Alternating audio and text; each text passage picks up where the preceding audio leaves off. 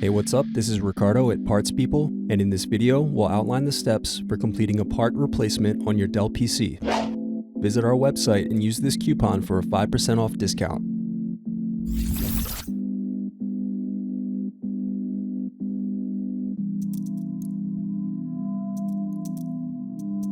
Unscrew and remove bottom base.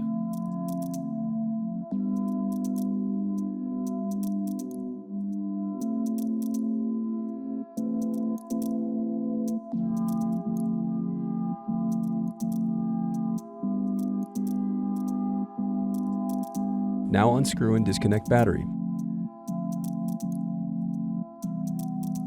Next, disconnect circuit board.